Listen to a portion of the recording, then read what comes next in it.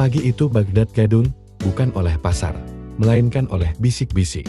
Nama seorang ulama muda, Hasan, disebut di setiap sudut. Ia dituduh menerima suap dan menyelewengkan amanah masjid. Katanya ia mengambil uang sedekah, ujar seseorang. Aku dengar ia hidup mewah, sahut yang lain. Fitnah tumbuh lebih cepat daripada kebenaran. Hasan berdiri di halaman masjid dengan wajah pucat. Tidak ada bukti, tapi tuduhan sudah cukup membuat orang menjauh.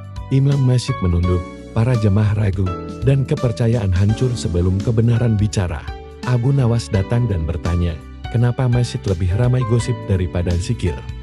Seorang lelaki menjawab, kami sedang menunggu keadilan.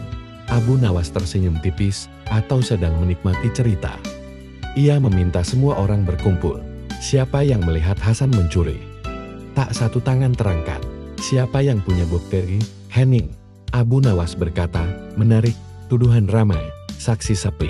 Salah seorang berkata, kami hanya menyampaikan kabar. Abu Nawas menatap tajam. Kabar tanpa ilmu adalah fitnah yang berjalan. Ia lalu memanggil orang yang paling keras menyebarkan isu. Dari siapa kau dengar? Dari temanku. Dan temanmu. Dari orang lain. Abu Nawas mengangguk. Jadi kebenaran kalian berasal dari katanya. Kerumunan mulai gelisah.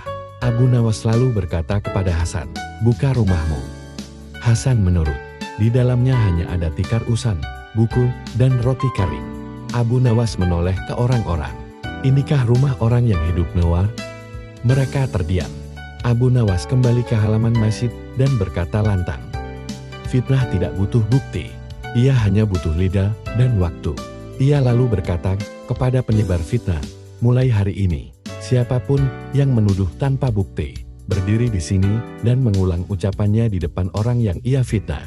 Tak satu pun berani. Abu Nawas menutup, karena fitnah kuat saat bersembunyi dan mati saat berhadapan. Orang-orang menunduk. Beberapa meminta maaf pada Hasan. Hasan berkata pelai, namaku rusak. Abu Nawas menjawab, kebenaran memang datang terlambat, tapi ia datang. Sejak hari itu, Raja menetapkan aturan, tuduhan tanpa bukti akan dihukum lebih berat daripada kesalahan yang belum terbukti. Baghdad kembali tenang. Seseorang bertanya pada Abu Nawas, bagaimana cara menghentikan fitnah? Abu Nawas tersenyum, berhenti menyebarkannya, dan berani menuntut bukti.